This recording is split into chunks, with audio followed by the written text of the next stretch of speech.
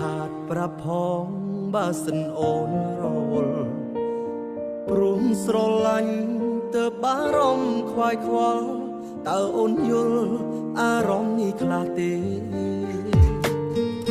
ជាសង្សារគឺមានតែឈ្មោះបើគិតឲ្យអស់មិនស្មើមិនមាសមេសម្រាប់បងគឺអូនលែងទំនេរឬមានគេជំនុំកន្លែងបងហើយឆាតបងអន់មែនទេទៅមាសមេមិនតបឬក៏ឆាតបងរំខានត្រាំត្រើសុខសុខក៏ស្ងាត់មិនខ្វល់ពីបងឡើយអូនប្រហើយមិនដូចកាលពីមុនទេឃើញអូនឡាញរហូតតែអូនអត់រីប្លាយស្នេហ៍យើងឃ្លាតឆ្ងាយក្រោយពេលអូនជួបគេ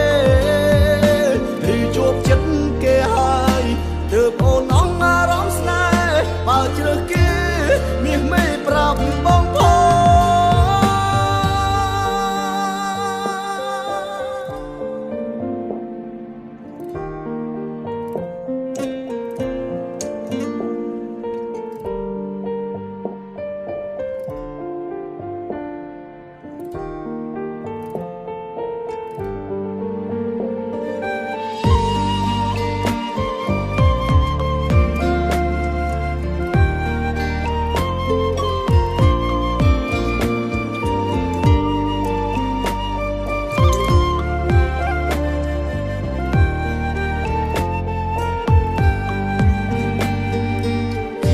សង្សារគឺមានតែឈ្មោះ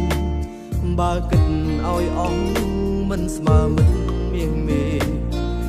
សម្រាប់បងគឺអូនលែងទំនេរឬមានគេជំនុំកន្លែងបងហើយ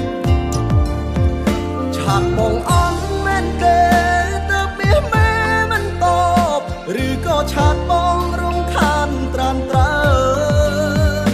សុខសុខក៏ស្ងាត់មិនខ្វល់ពីបង